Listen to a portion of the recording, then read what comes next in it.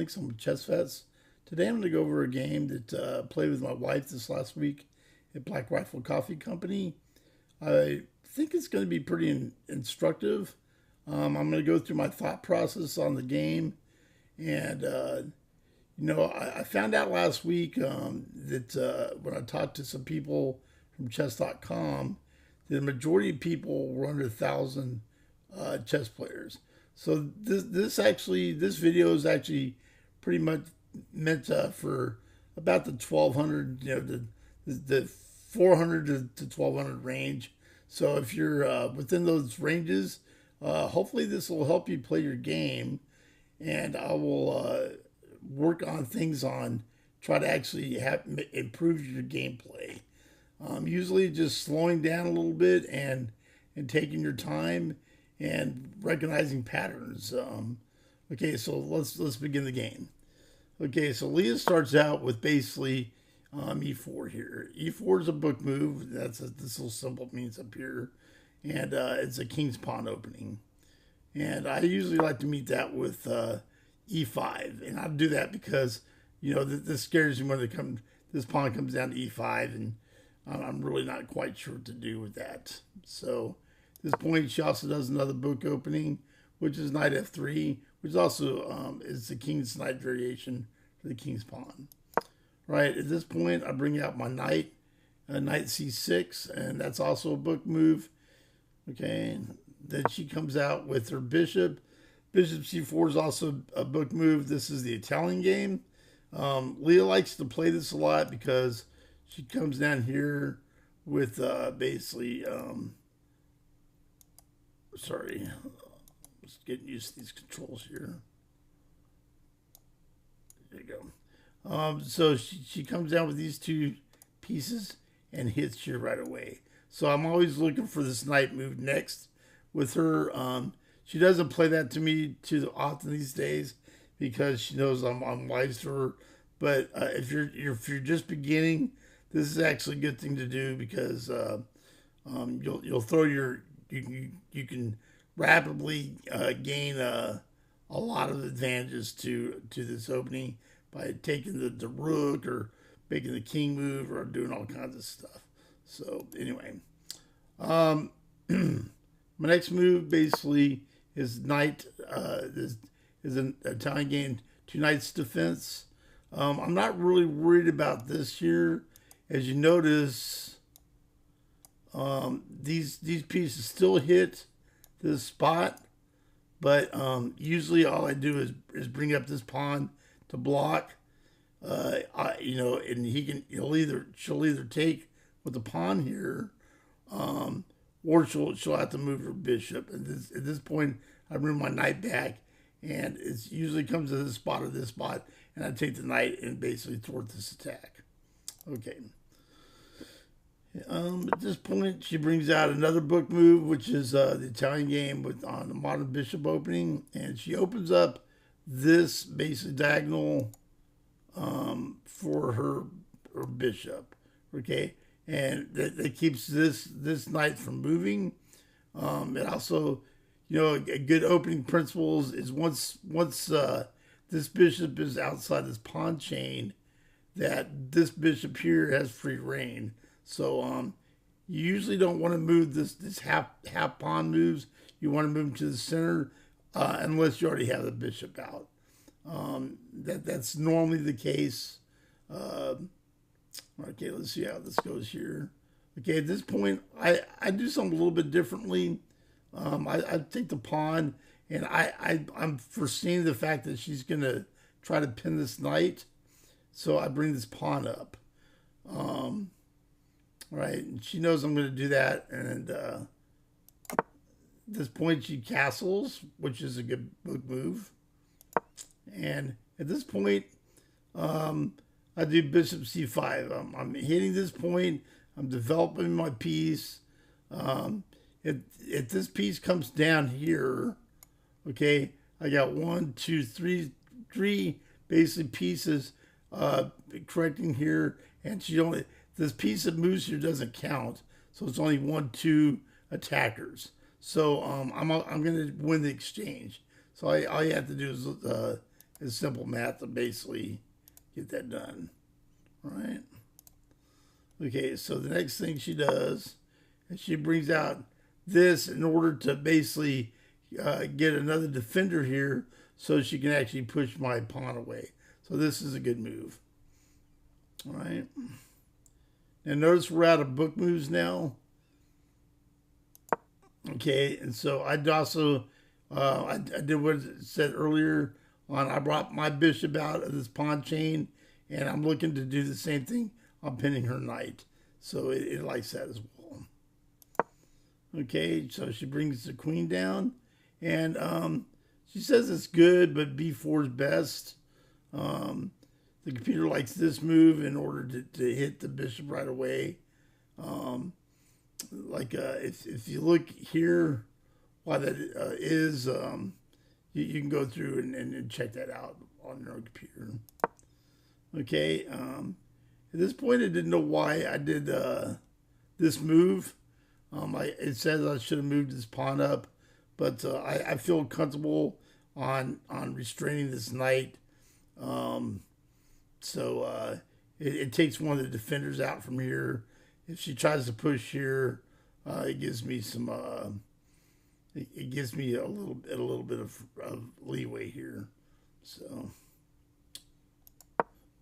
okay, she basically she puts my bishop to the question. Okay, I move back. Always when you see this diagonal here, it's always usually best to move your bishop back. The reason why is you don't want to basically have the central pawn come out and be decentralized. But the main thing is that if she takes here, I take back with this pawn, and I get this really nice A file for my rook here. So, that's one thing you're looking for. So pretty much a standard thing to do is when they move the bishop here to hit your bishop, just move it back and you'll be all right. Okay, so she develops here some more. Okay. Then I'm castling. And then she hits this bishop right here. Now I got a choice. I can either take this knight or I can basically retreat the bishop. The problem with taking the knight is that you'll find out later on, at the beginning of the game, knights are a little bit more powerful because they can jump around and if there's any holes. But since I got a pretty good pawn chain, I'm not really worried about the holes per se. But it's always nice to keep your bishops to the end game and basically have a pair of bishops if you can maintain that. Okay, so I move this back in order because I don't like this bishop lined up with my king, and so I'm putting a little bit of extra protection there, and so I don't mind trading this off because if she moves this knight, I basically can upset this the balance of her central pawns. So we'll see how that works out. Okay, so she takes here, and I take back. So once again, always trade towards the center of the board. Is usually a good policy. It's not always the policy, but like I said, in chess, there's always an exception to the rule. But usually, that's having control of these four squares by your pawns or pieces later on really kind of gives you an advantage of the game. So because and the reason why that is I like to instruct the fact that these four squares are kind of like the high ground. So if you're in the military, you understand military strategy, you know the high ground is good for both offense and defense. So think of these four squares like the high ground. So you always want to maintain a presence in the high ground and have as much your forces controlling the high ground, because if you do that, then you basically control the entire area around the high ground. All right, so she takes here, which I'm fine with because I like this half open file for my rook, because that gives attacking chances later on. So actually, to me, that's a good trade. All right, so I go here. Okay, now she attacks the center. The problem with this is that if I let her come down, yeah, I can basically, I'm not too worried about it, because normally if this pawn wasn't here, this would be really big trouble, because she would unseat this knight. But from where it is right now, it's okay. If I take here, it gives me some possibilities that open up. So let's see what we got here. Okay, why did I do this move? Okay, and it wanted to know this also. It wanted me to take here. Basically, at this point, all I'm seeing is that this is a good, basically, this really isn't technically an outpost, because my knight can get kicked by this pawn. But if I put my knight here, that puts her queen into question right away. And if this pawn does kick out, then that gives me a chance to take a pawn and put the king in check. So once again, if I moved here, okay, and the pawn comes up, and then my knight comes over here, and I put them in check. All right, so she comes out here, and once again, Peter doesn't know why she does this. It was thinking, take this quasi outpost away from me right away. Now she makes this move. There's a big difference. If she makes this move prior to me moving here, then she keeps me from doing that. And then my knight really is looking silly over here on the. They say the knight on the rim is grim, and he's really not doing anything over here. So. And you'll find out that a knight is the only piece. If you put it on the side of the board, all it's doing here is it's controlling 4 squares. Okay, and in the middle of the board, like let's say this knight here, okay, it covers more squares. That's what I mean by that. So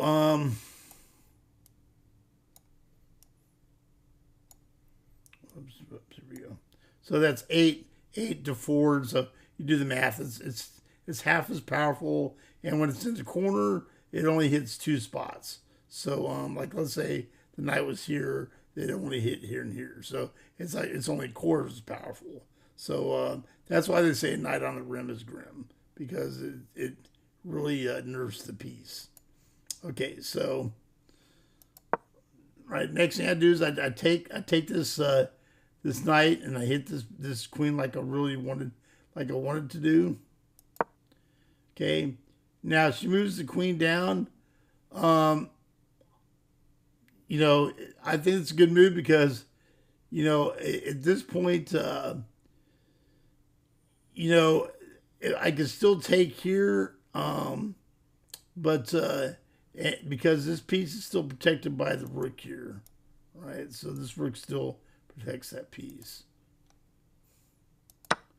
Okay, so now I take, right? Because I got more pawns in the center anyway, right? So I'm trying to balance this a little bit, right? So she takes back. That's the best move.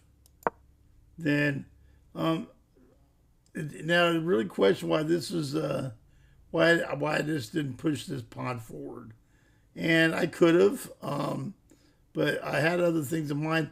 I'm looking right now at this is what's called a fork. All right, so I'm looking at this as basically being a tactic that's useful. So that's what I'm looking at. And once again, I'd be a much higher rated player if I made the best move all the time, but well, I don't. So if I did, my name would be Carl Magnuson. So, and it's not.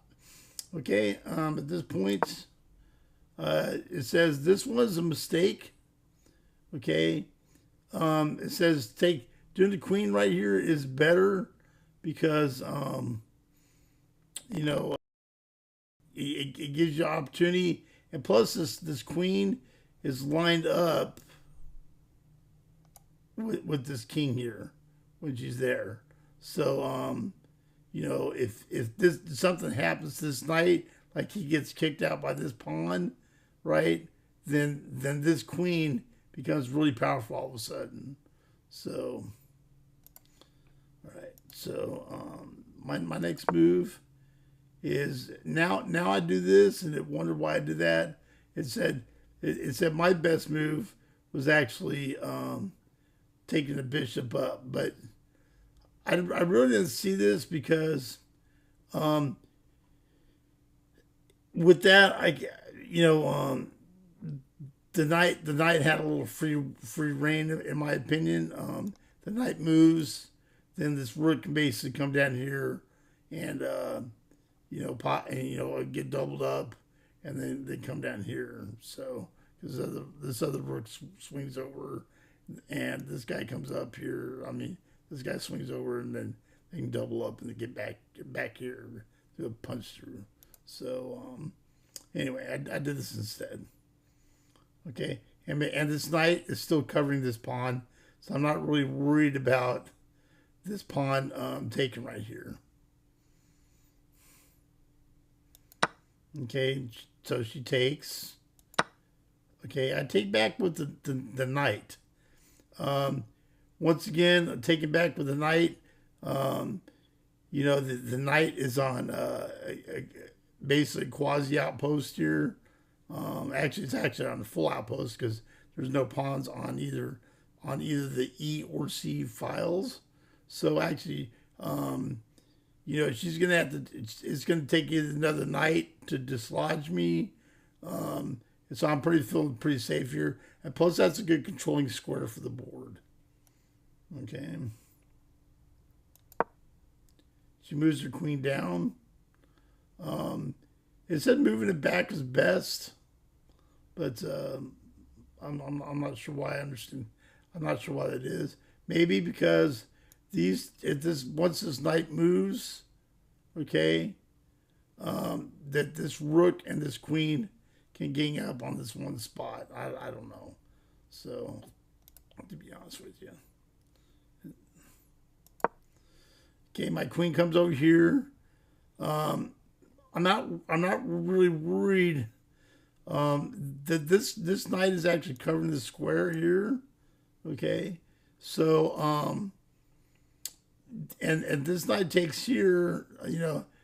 That gives me some fighting chances. Plus, it also supports this pawn. So and it's being doubly protected by this knight and the queen here. So, because I know that's an important pawn. So, okay, what does she do next? Now it says she blunders. It says she should have taken the queen. My wife has no problems trading the queen. I'll have to ask her why she moved there. I really don't know. I mean, because these two knights are covering each other pretty darn well. And if this knight moves, gets kicked, then this knight still is fine with this pawn protecting it. So I'm not sure why she moved there. Okay. Once again, I'm still looking for a queen trade because I'm thinking, with my two knights in the board are better placed. I'm also looking at this little quickie. Basically a fork here between basically the rook and the king, and so I know I have that. And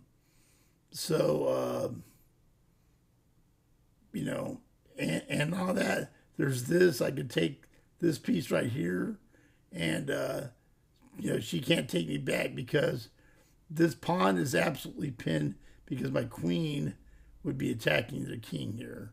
So she's absolutely pinned. Anytime a long range piece like a bishop or the queen or rook line up with your king or a queen, that's actually have alarm bells coming out to you. That's another reason I moved here is because if she doesn't take here, you know, she's in deep kimchi. If you know, if I take that unopposed, okay. So she takes here because she sees that. I take her back. What? And I took her back with the only piece I could. So that's not a big mystery. Okay, so at this point, her rook is hitting this pawn. You know, let's see what I do next here. I protect the pawn with this knight move. Reason why is I'm trying to coax her to loosen up her pawn structure over here a little bit. Because I know if she comes after me, I can basically, I can check here, right? And, you know, it gives me some, what do you call them? Chances. All right. At this point, she moves here. That's a good move. Okay, she centralizes her knight. Notice that her knight now, and this is what's called an outpost. So it's interesting that I got an outpost and she's got an outpost with knights in the center of the board. Knights basically, and remember this is the high ground. So knights on there or bishops or rooks or anything there is actually very strong. Okay. I'm looking at the fact that if she dislodges, she's going to dislodge this, that this rook can come down and take this pawn if she moves her knight, and this knight is protecting this rook, so I have to move it, and I'm just seeing danger. I'm feeling danger. As Levi says, I'm feeling danger levels. Okay, so she puts her knight on the rim. Not sure why. Okay, and it said basically my knight moving out here is better. Once again for this fork here, I'm sure, but you know, at this point I'm feeling like I want to actually attack here, and I'm inviting the trade for one of these knights. I know one of these knights are probably going to come down here. And she takes this one off. This is the correct one to move. This one's a better place, but this is a better move. Now, of course, I take her back. She takes here. Right? Right. Now, at this point, I'm both protecting and basically making her knight move. Her knight really can only move one square. So if you can make your opponents move their pieces to like one square, is way easier to calculate. Okay, so she moves the only square that makes sense. All right. I know that she's a knight goes from dark squares to light squares, and then it can attack dark squares. So I know that I'll look at the light squares around here, and if she comes down here to the light square, it's going to be attacking this piece here. So that's why I moved up here in order to cover that spot. Now notice that this pawn also is doubly protected against this pawn. I mean this rook rook slide down. Okay, now she does smart. She's bringing out her rook. It's always good to have a rook behind your pawn in the end game because that supports the pawn.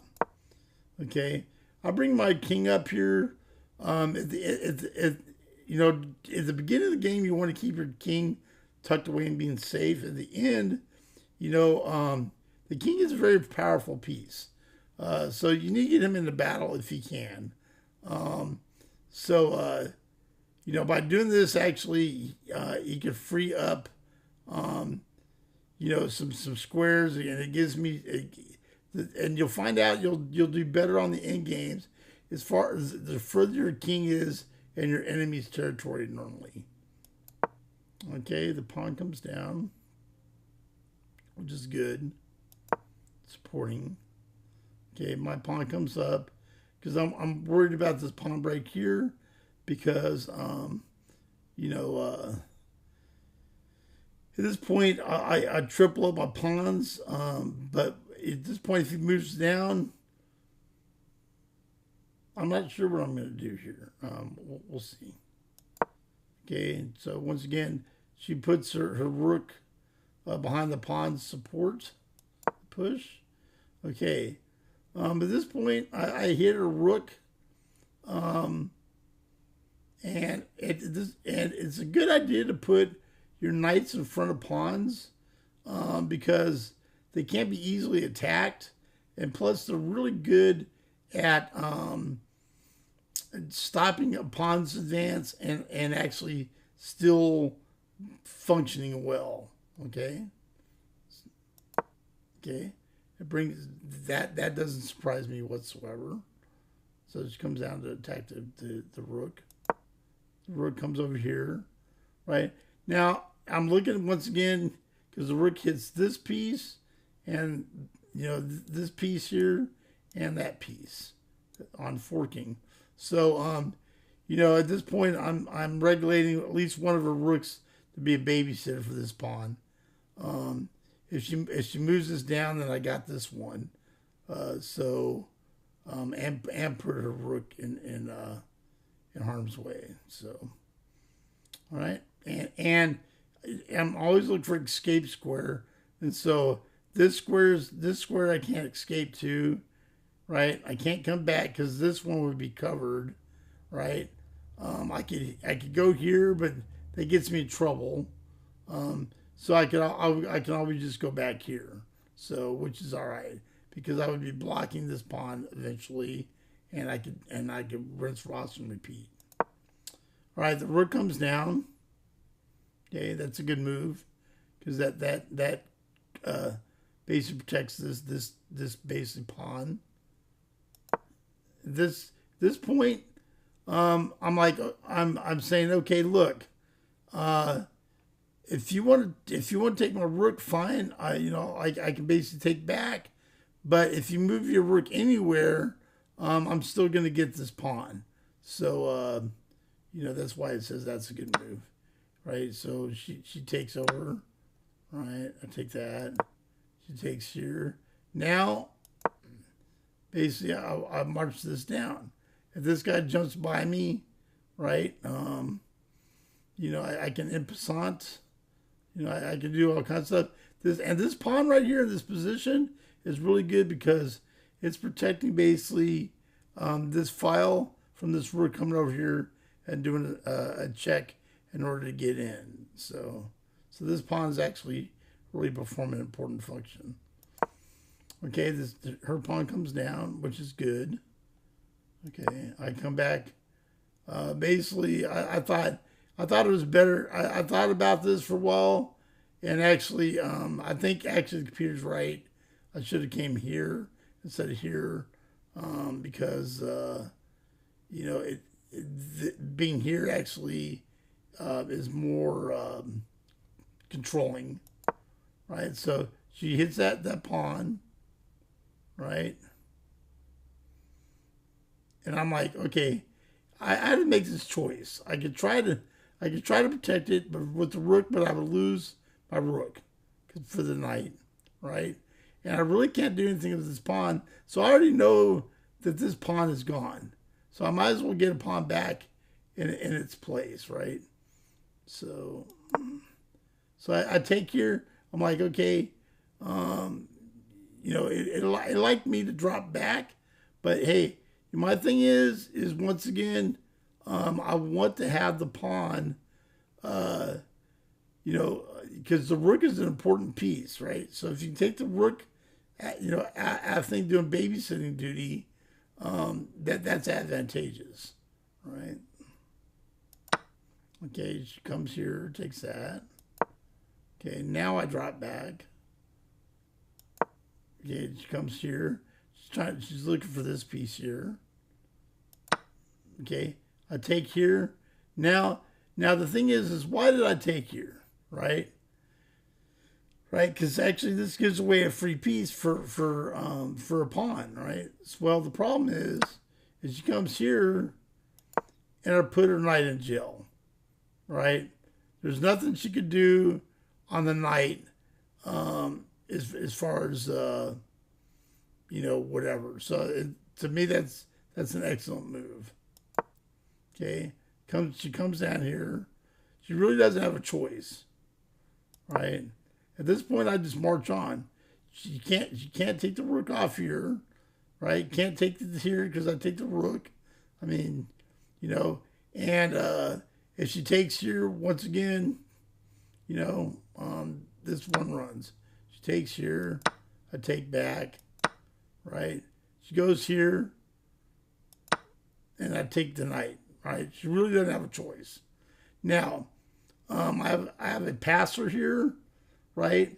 And this pawn here can actually, once I get rid of this guy, there'll be connected passers. Connected passers are pretty much worth a piece every time.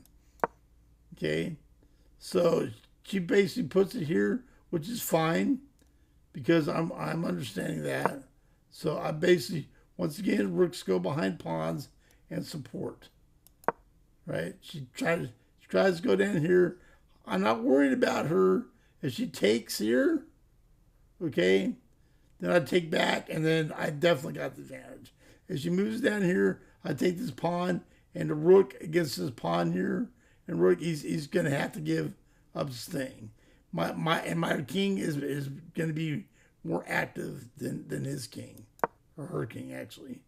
So it goes here, right? And I don't know why she did here, but I'm like, okay, go ahead, take that pawn. And so she checks me. She should have just took the pawn, because at this point, I protect the pawn now, and threaten her rook at the same time. Okay.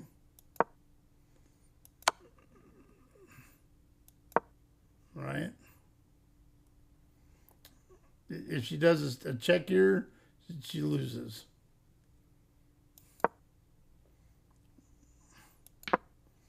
Right. No choice there. No choice there. She goes here. I come here. Now this is just a matter of time. This guy's gonna run. I'm gonna take this pawn, and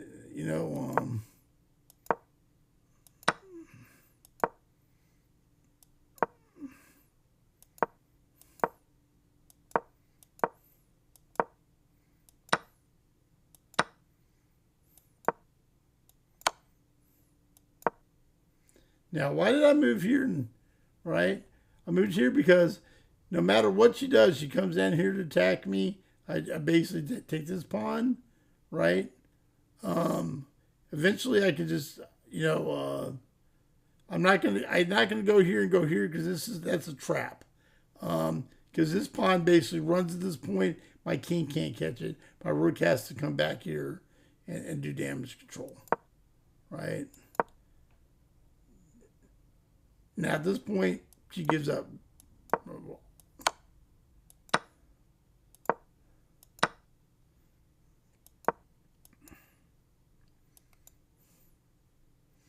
Right? Then, so hopefully this is instructive. The main thing to remember on this is put your, at the end game, put your rooks behind your pawns. And, try not to let, take your time, and for every single move, look for checks, look for captures, and look for tactics. The tactics we're going to go over, you can look at our YouTube videos. I'm going to go through and make a YouTube video on the primary ones, which are, pins. Pins are extremely useful. Pins actually win you most of the games. Pins, skewers, forks. Fork is just a double attack. Double attacks. Forks are basically are double attack with a knight. It's just a double attack. Then I'll show you the most common kinds of mates. You got smothered, and you got back rate mates, and you got support mates, and ladder mates are usually the most common. Okay. Thank you very much for your time. This is Michael Lenox from Chess Vets. Hopefully, if you like this video, please like it, and I know to make some more. Please subscribe to our channel, because by subscribing to our channel, I don't have to bother people on trying to donate to us.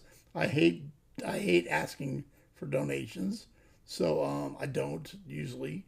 What does your donation actually get? We donate chess sets to both communities and primarily to veterans, veteran organizations, veteran businesses, and deployed veterans. So we in the past we've run therapeutic chess programs at VA hospitals, and we do all kinds of stuff. If you want to help out our mission, find out more about us on chess.com. And this is Michael Lenox signing off. Take care.